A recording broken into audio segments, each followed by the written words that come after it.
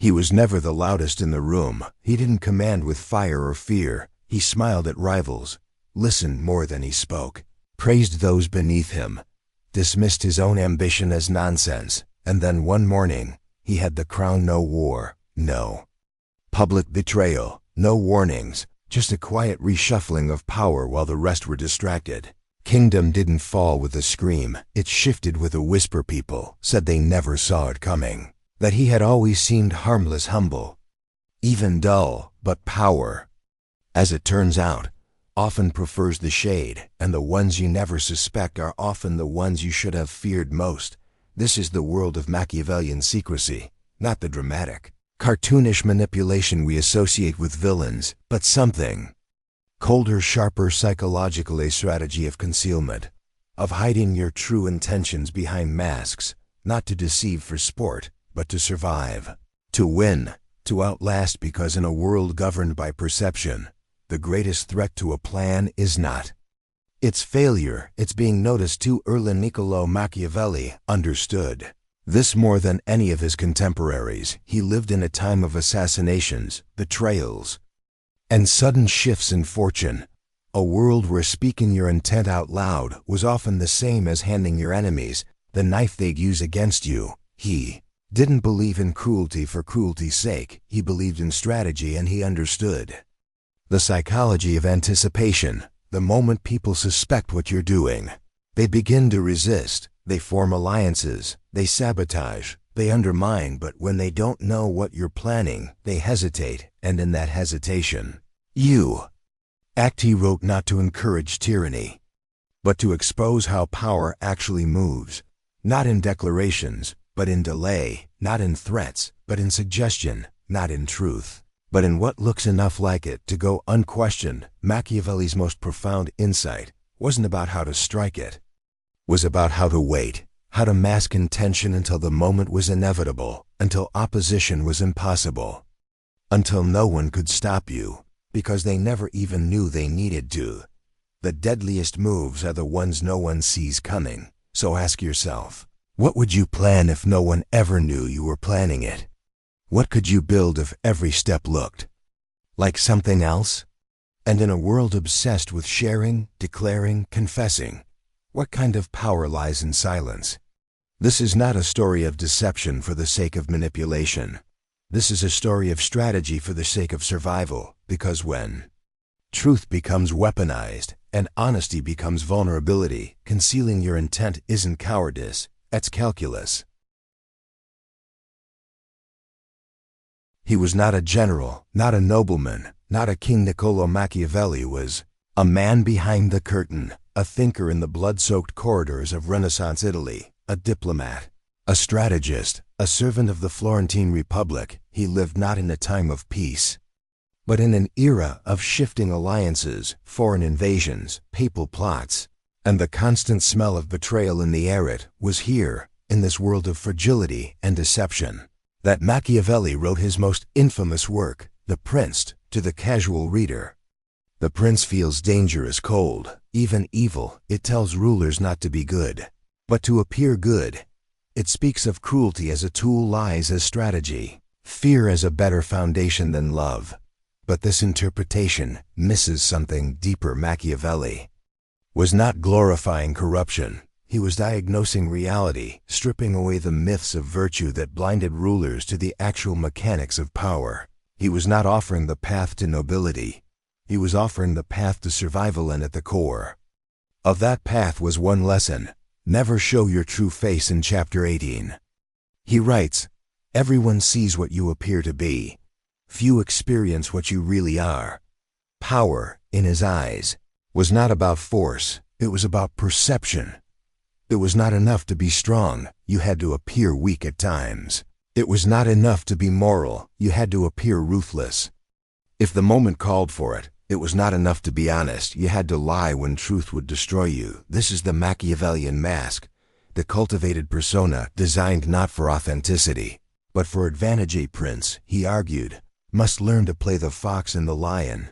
The lion uses brute strength, fear, dominance, but the fox uses cunning, subtlety, illusion. The fox survives not by overpowering, but by deceiving and deception, Machiavelli believed, was not a flaw in politics, it was the essence of it if a ruler revealed his plans too soon. Rivals would rise if he exposed his fears, enemies would exploit them if he showed his hand. He would lose the game before the pieces moved. Machiavelli saw this lesson unfold again and again in the Italy of his time. The Sforzas of Milan, the Medici of Florence, Cesare Borgia, the son of a pope who rose through charm and cruelty, then vanished when his mask slipped. Borgia was Machiavelli's favorite example.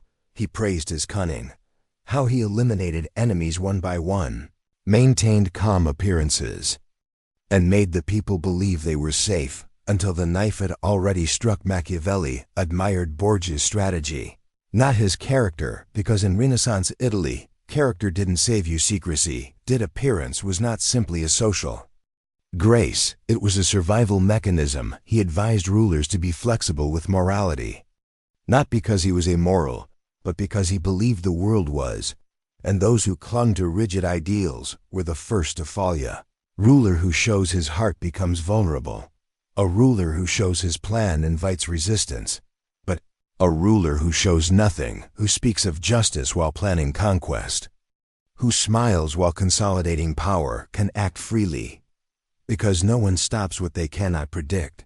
This, Machiavelli understood, was the root of real power, not brute force, but ambiguity, and in that ambiguity, something strange happens. People don't just fail to oppose you, they fill in the gaps with their own hopes, their own fears. They begin to imagine your motives, project their assumptions, and the more they guess, the more you control the outcome. The Machiavellian mask doesn't hide identity, it weaponizes it by appearing open. You make others lower their guard by seeming transparent. You earn trust, and by projecting simplicity, you create the illusion of predictability, while your real intentions unfold in the background, untouched, unnoticed. This is not about lying for its own sake, it's about protecting your movement, your transformation until it can no longer be stopped, and once your strategy is complete, once the power is consolidated, it no longer matters whether the truth comes out by then. It's too late. Machiavelli didn't invent deception.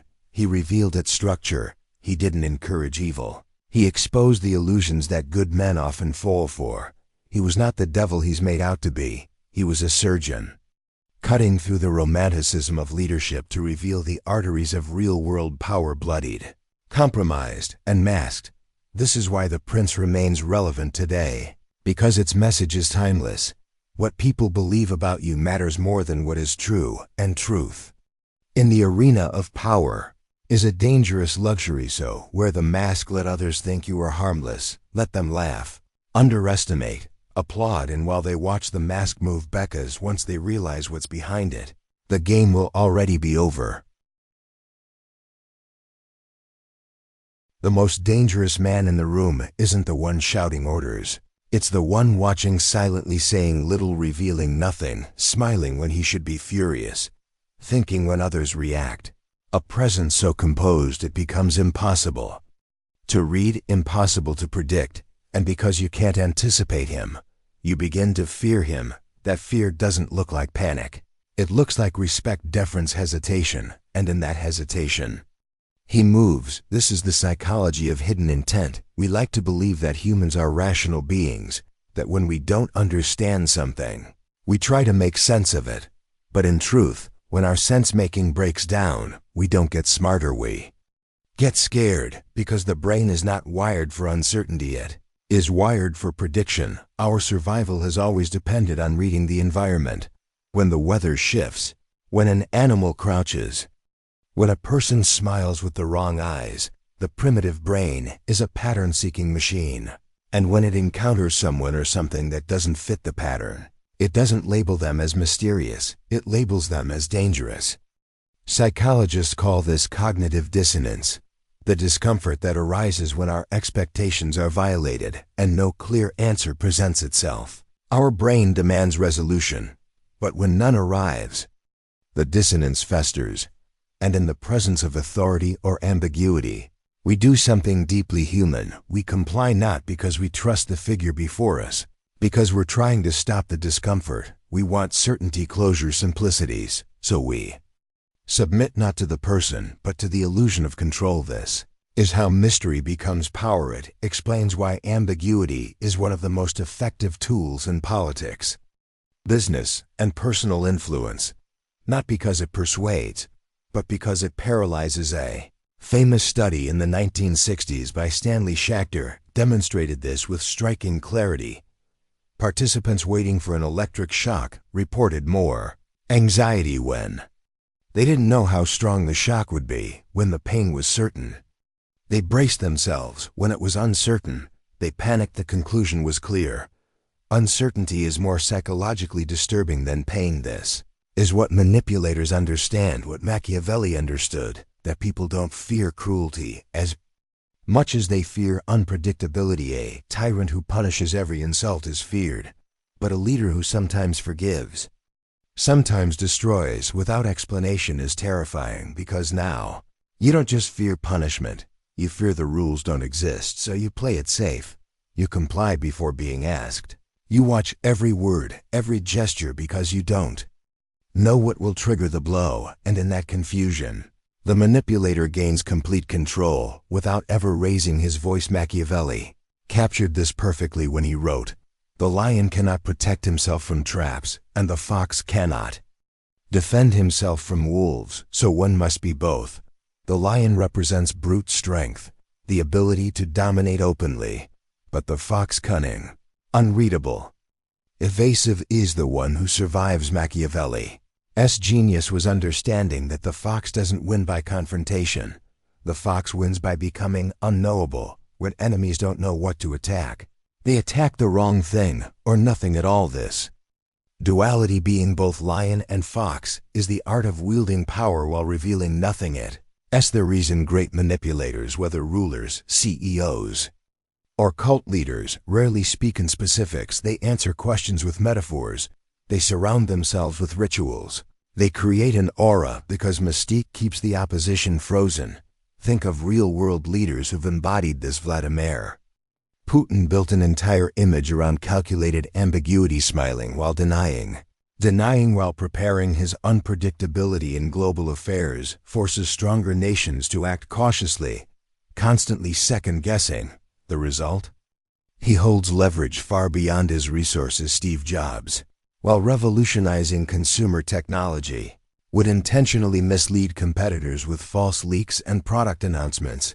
His team operated in secrecy, and his cryptic communication style created myth around even the most mundane product features. That mystery translated into market domination. Or look at religious cults. The leader never lays out a full doctrine at once. Truth is revealed in layers, slowly, always just out of reach. This keeps followers suspended in a cycle of obedience, hoping to unlock the next level of understanding. But the goalpost keeps moving, because it's not about revelation, it's about retention. Mystery is not a gap in leadership, it's a weapon of it, and not just in institutions, but in relationships. In psychological manipulation, particularly in toxic dynamics, people often withhold affection, change moods without warning, or give praise unpredictably. This creates what's called intermittent enforcement, a reward system that's inconsistent, but powerful. It's the same principle casinos use to keep people gambling.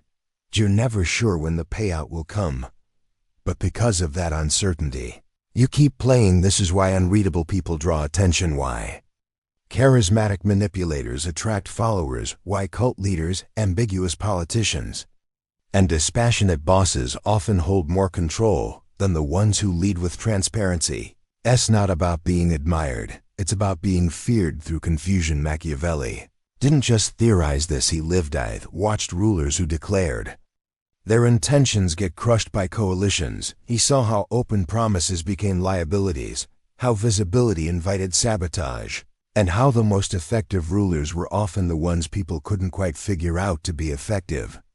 You don't need to lie, you need to leave just enough unsaid. Let others fill in the blanks.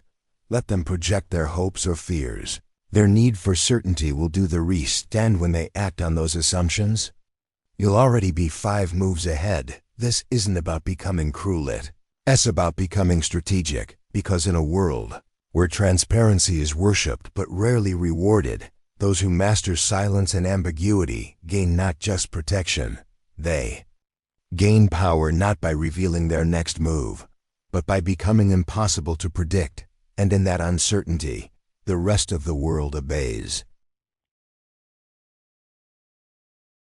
History doesn't always turn on declarations. More often, it turns on whispers, not on what was said, but what was withheld, not on what was promised, but what was implied vaguely, deliberately. Strategic secrecy isn't a relic of ancient courts. It's the silent thread that weaves through empires, revolutions, negotiations, and tech launches. It's not just how power is preserved, it's how it's built. Start with one of the most iconic examples of hidden ambition. Julius Caesar. For years, Caesar played the role of a loyal Roman general, a servant of the Republic. A man of the people, he amassed victories, wealth, and public favor, but never declared a desire to become emperor. To do so openly would have made him a traitor. It would have united his enemies. Instead, he smiled, he waited, and then, one morning in 49 BCE, he crossed the Rubicon River with his army, a move forbidden by Roman law. It wasn't just a military action. It was the moment the mask came off. By then, it was too late to stop him. Caesar didn't seize power with noise. He seized it with ambiguity, until the final blow no longer needed explanation. Centuries later, a very different kind of leader used a similar tactic. Abraham Lincoln. In the early years of the Civil War, Lincoln spoke carefully, cautiously. He did not declare the war a crusade against slavery. Even though morally he opposed it, he knew that to speak too soon, to make emancipation the explicit cause, would divide the North and risk losing key support from border states. So he spoke of union, of national preservation.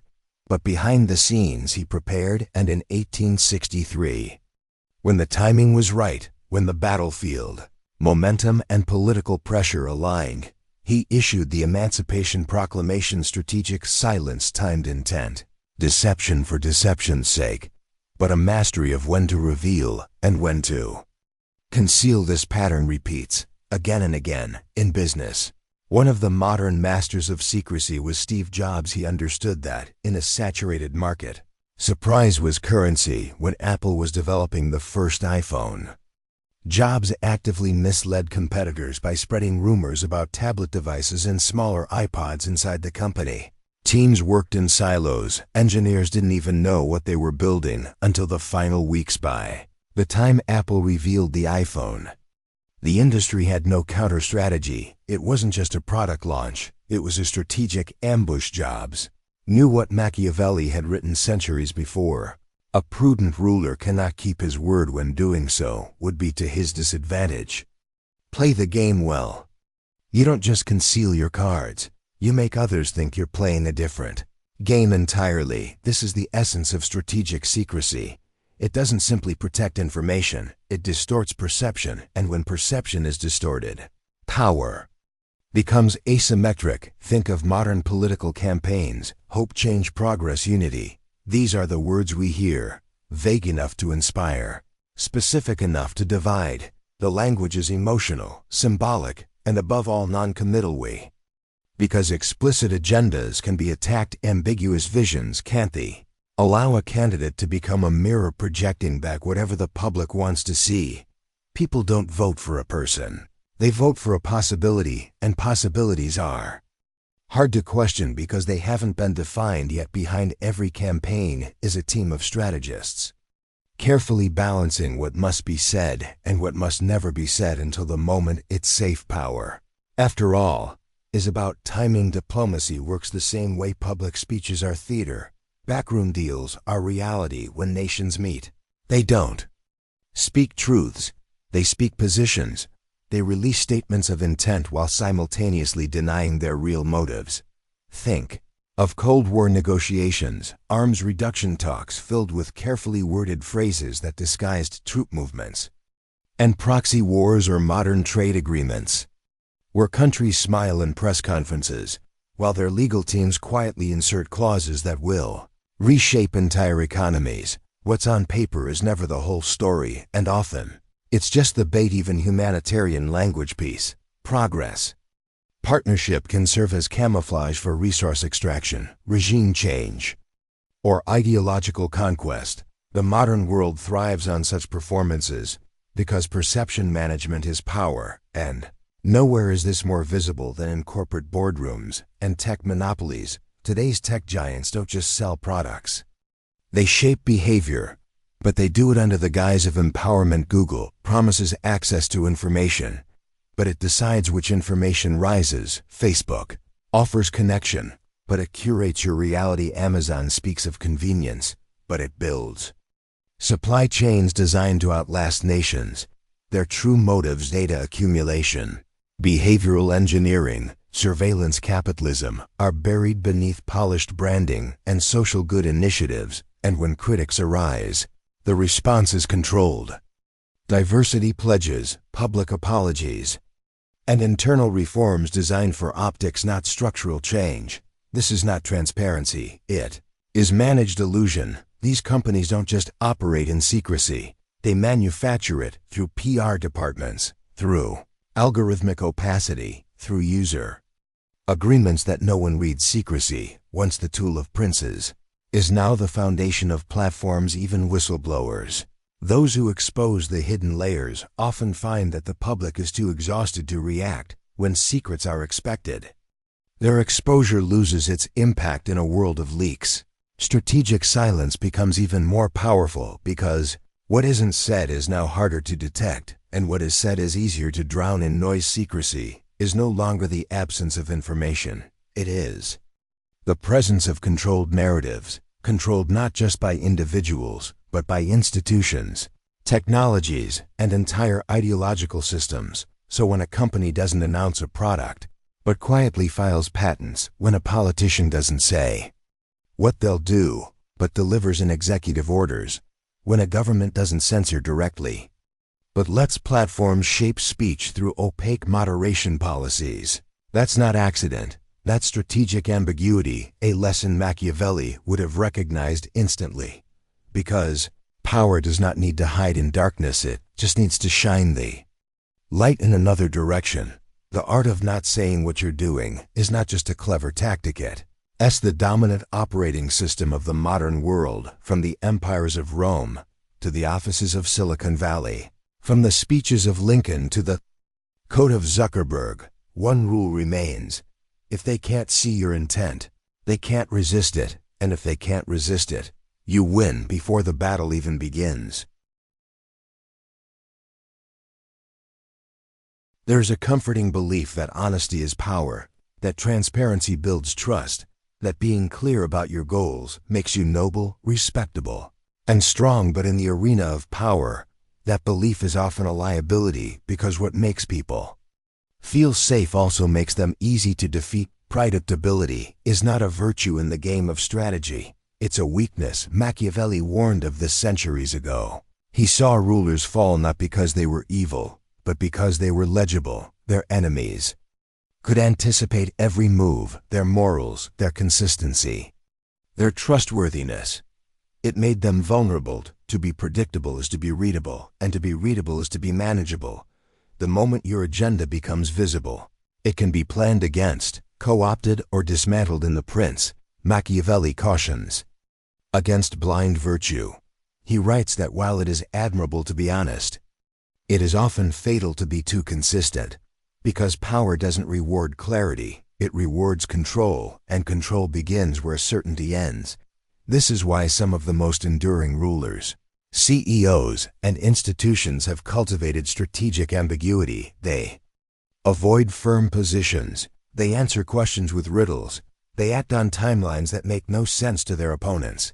They don't deny what they're doing, but they never fully confirm it either, and in that ambiguity, they generate fear, because if people don't know what you're capable of or what you're aiming for, they overestimate both. When a politician gives a vague speech filled with symbolism but devoid of substance, they aren't being lazy, they're being careful, because ambiguity creates flexibility. It gives them the power to pivot without penalty, to change course without contradiction. Compare this to a leader who is forthright, honest, unwavering in principle. They gain admiration, but they also paint a target on their back. Their consistency makes them dependable, but it also makes them predictable, and the more predictable you are, the easier it is for your rivals to calculate your moves. You become a fixed point in a chess game, a piece that cannot bluff, a player who reveals every card, and when that happens, trust becomes a trap. This isn't just true for leaders, it's true for nations. Foreign policy often thrives on uncertainty. When a superpower keeps its red lines ambiguous, it forces adversaries to tread carefully. But once it defines those lines too clearly, once it declares exactly what it will and won't tolerate, it opens the door for calculated provocation. Strategic ambiguity becomes deterrence. Transparency becomes invitation. Even cult leaders who seem to dominate their followers with clarity operate in layers of mystery. They speak in cosmic metaphors, withhold advanced truths for later stages, or contradict themselves intentionally. The confusion doesn't push followers away, it deepens the dependency. Because when truth is always just out of reach, the follower must keep obeying to get closer. The same principle applies in business. When a CEO announces every move in advance, competitors react, markets shift, opposition grows. But when a company signals broad vision while concealing specific timelines or products, it generates both curiosity and caution. Investors speculate, rivals hesitate, consumers get hooked. Vagueness becomes a moat. Machiavelli's point wasn't that you should lie, it was that you should not volunteer your intentions. Because secrecy is inherently virtuous, but because clarity removes options, it boxes you in, it defines you, and in doing so, it limits your leverage. A predictable person must always play defense. An ambiguous one creates tactical fear. One is understood, the other is watched. One is admired, the other is respected. And in the game of power, respect often survives longer than admiration, because once people think they know your next move, they stop fearing you. They begin planning against you. They test your limits. They stop asking, "What is he thinking?" and start saying, "Here's what he'll do." And by the time they say that, they're already preparing your replacements. So ask yourself, in your life, your work, your leadership, do people always know what you're thinking? Are your intentions always obvious? Are your beliefs too consistent? Because if they are, you might have trust, but you may have no protection. Machiavelli didn't say trust was bad. He said excessive trust in your own transparency was dangerous, because what people admire on the surface, they often exploit beneath it, not out of malice, but out of opportunity. In the wild, the most predictable prey is the first to die, and in human systems, it's no different. So while the world tells you to speak your truth, share your goals, and wear your heart on your sleeve, remember that clarity is only safe when it's backed by strength, and when that strength fades, so does the protection that trust once offered. To survive, sometimes you must be misunderstood to win. You must be unreadable, not because you fear others, but because you understand them. We are drowning in information, infinite scrolls, real-time updates, push notifications, open source data. Everything is visible, everything is connected, or so it seems. But in this age of so-called transparency, something darker has taken root. A deception so deep, it no longer looks like manipulation. It looks like choice. Machiavelli warned centuries ago that the most effective power is the one you never see coming, that a ruler should never show his true intentions, that control works best when it hides behind illusion. Today, that illusion isn't just political, it's technological, because power in the digital age doesn't always lie. It omits, it filters, it curates your perception of reality quietly, invisibly, efficiently. Consider your social media feed. It doesn't show you the world. It shows you a world calculated by algorithms trained on your fears, your cravings, your triggers. You don't choose what you see. You're nudged, pushed, guided, not with force, But with personalization, the feed is not neutral. It's a mirror with a motive. You scroll through outrage, validation, distraction. What you believe is reinforced, what you doubt is buried, and because it feels tailored to you, you trust it. It feels organic, intimate. But it's not. It's a designed experience, optimized not for truth, but for engagement, because engagement means attention, and attention means data, and data means control now. Consider the role of political algorithms on the surface. They promise empowerment, direct access to your candidate, unfiltered ideas, civic participation. But beneath the surface lies an engine designed not to inform, but to polarize. Your identity becomes the product, based on your clicks, shares, likes, and searches. Political content is shaped to feed you the version of reality most likely to deepen your loyalty or your hatred. You're not informed. You're cornered. You're placed in a digital feedback loop where you're always right, and they're always wrong. You're not debating. You're being conditioned. And the deeper the emotional charge, the harder it becomes to see the manipulation, because the algorithm doesn't tell you what it's doing. It doesn't disclose who benefits. It doesn't ask for your trust. It just works quietly, relentlessly, invisibly. This is not deception through lies, it's deception through design. Just like Machiavelli advised rulers to appear virtuous while working in shadows, modern platforms present themselves as neutral, democratic, empowering. But behind the curtain is a calculus of influence so subtle it bypasses awareness. You don't need to be censored when your curiosity is redirected. You don't need to be silenced when you're flooded with distractions. You don't need propaganda when you can manufacture attention. The most dangerous lie today isn't the bold-faced falsehood, it's the silence that follows 1,000 subtle pushes in the wrong direction. Even the simplest act, typing into a search engine, has become an interaction loaded with invisible choices.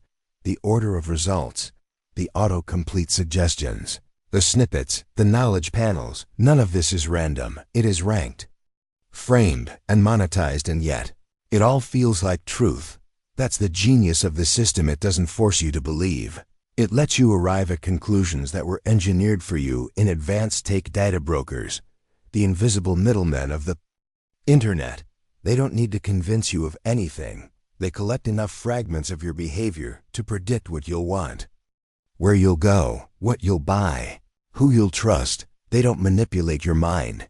They anticipate it, and then they sell that anticipation to those with agendas. Corporations, political parties, intelligence agencies. You are no longer just a citizen or a consumer. You're an input, a profile, a behavioral trend.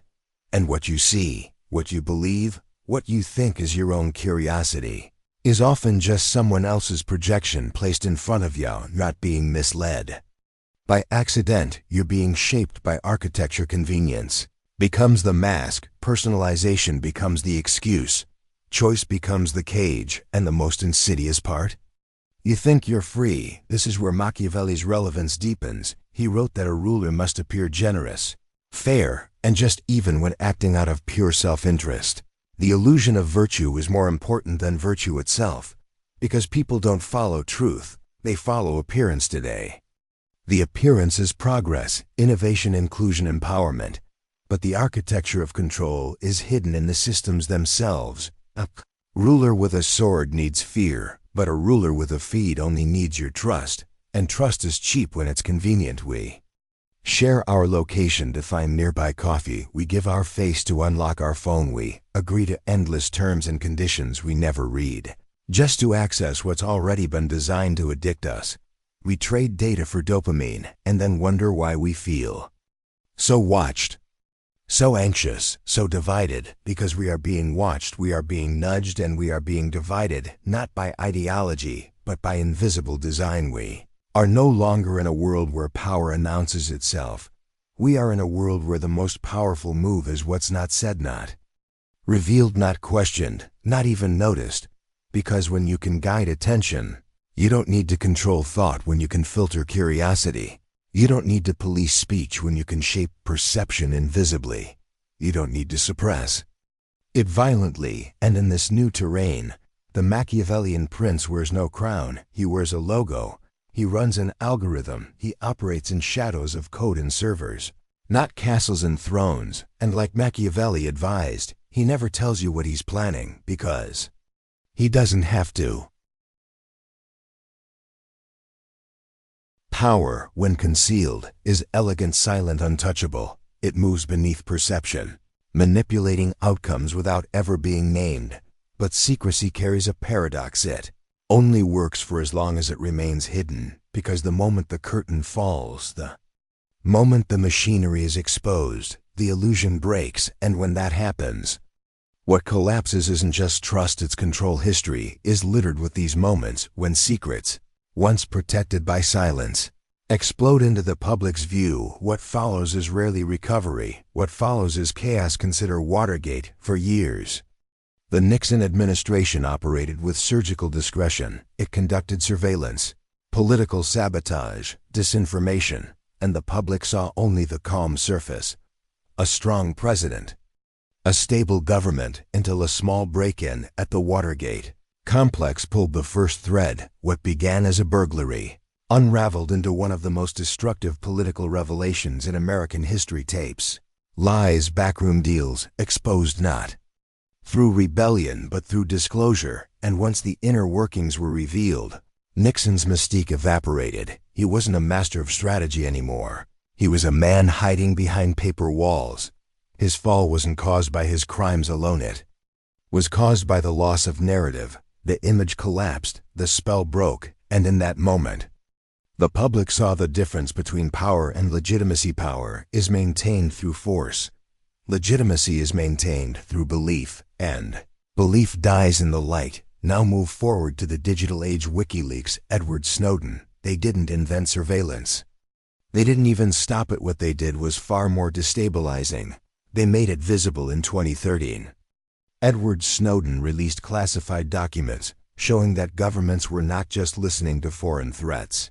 They were watching everyone, tracking metadata, reading emails, logging location data, all while denying it. The NSA secrets weren't just strategic, they were foundational to public trust. And when that foundation cracked, the consequences weren't just legal, they were psychological, because secrecy is most dangerous when it was never supposed to exist. The public could tolerate surveillance when it was framed as protection, but when it was reframed as deception, the mood changed. The world didn't just react to the program, it reacted to the betrayal, because the shock wasn't that power was abused, it was that the narrative had been false. The myth of freedom, the illusion of privacy, the belief in ethical boundaries. And once you see behind that curtain, you can never look at the stage the same way again.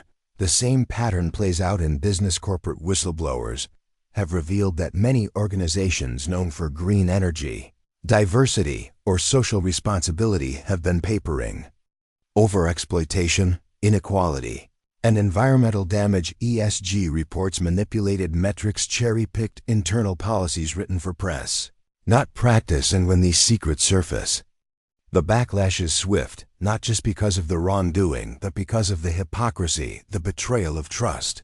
Fact that the image carefully cultivated and maintained was a fiction. In these moments, the exposure of hidden intent becomes more destructive than failure itself, because failure can be explained, it can be forgiven. But manipulation, once discovered, feels personal. It feels like a lie, not just about strategy, but about identity. And that is what ruins power, because once the public begins to feel misled, they become unpredictable. They start asking questions no one is prepared to answer. They stop trusting institutions that once felt untouchable. They become ungovernable, not because they're rebelling, but because they're awake. And this is what every manipulator fears most, not the critics, not the activists, but the loss of the illusion. Because when people no longer believe in the performance, the masks lose their magic, the symbols lose their spell, and what remains is a naked apparatus of control, raw, mechanical, exposed. It's not power that collapses, it's the illusion that made power seem acceptable. This is the risk of hidden intent, not that it's immoral, but that it's fragile. It can function flawlessly for years, decades, even centuries, but once it's seen, It's questioned, and once it's questioned, it can't be unseen. That's the paradox Machiavelli never resolved, because while concealment grants control exposure, even accidental invites chaos, and once the curtain falls, you can't rebuild the mystique, you can only face what comes next. There is a kind of power that doesn't announce itself. It doesn't raise its voice. It doesn't wave flags.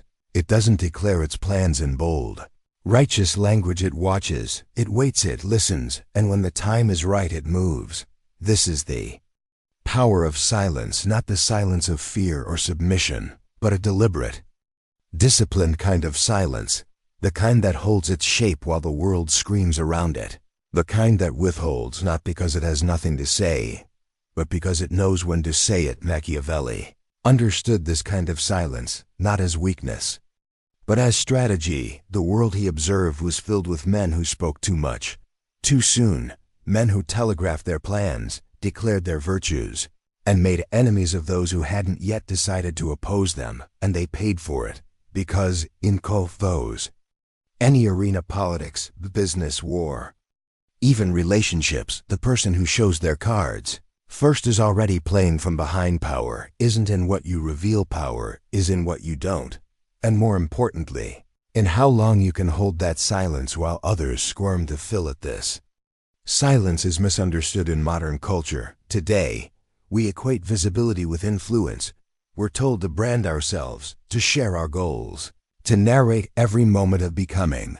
But what if the most powerful transformation is the one that happens unseen? What if your strength lies not in your declarations, but in your restraint? There is a reason the most dangerous people in history were often the quietest. They weren't unpredictable because they were erratic. They were unpredictable because no one ever knew what they truly wanted, and in that space of uncertainty, others guessed. They overcompensated, projected, and, in their miscalculations, the quiet one moved. Unchallenged creates silence, creates distance, and distance creates mystery. Is not confusion. It is the illusion of depth, one that draws people in, compels them to search for meaning in the absence of clear intent. Others fill in the blanks. They build stories around you, assign motives, craft identities, and if you're disciplined enough to let them, you can control outcomes without ever lifting a hand. This is the opposite of modern visibility in today's world. To be known is to be mapped, measured, marketed. People trade privacy for attention. They post their ideas, their goals, their weaknesses, believing that openness is strength, but in systems built on data, your transparency is someone else's weapon. Every time you speak without purpose, you give away a piece of leverage. Every time you declare your next move, you become more predictable, and the predictable are rarely feared. Silence, on the other hand, is a fortress, a boundary that cannot be exploited because it cannot be seen. It is the space where observation becomes insight, where strategy takes shape without interruption, where your intent sharpens, protected from noise, distortion, and premature exposure. It is not a void, it is a crucible, and those who master it operate on a different timeline. While others react, they reflect. While others explain, they evolve. While others seek recognition, they seek results. Because true movement doesn't require applause, it requires clarity. In this sense, silence is not just about what you keep to yourself. It's also about what you refuse to absorb. A silent mind can't be manipulated by every new outrage. It can't be dragged into arguments that serve no purpose. It can't be baited into revealing its position before the board is set, and this is what makes it powerful, because in a world addicted to noise, silence becomes rebellion. It becomes the ultimate form of resistance against systems that survive on your disclosure, your distraction, your emotional leakage. To remain silent in such a world is not apathy, it's autonomy. It's the ability to step outside the algorithm, to reclaim your attention, to protect the one thing no one else can replicate, your internal process. And from that place, you can begin to see clearly. You can see who's performing and who's preparing. You can see which narratives are designed to provoke you and which are simply noise. You can see the difference between those who move for applause and those who move when it matters, because while noise fills the room, silence sharpens the blade. This isn't about becoming cold or aloof or detached.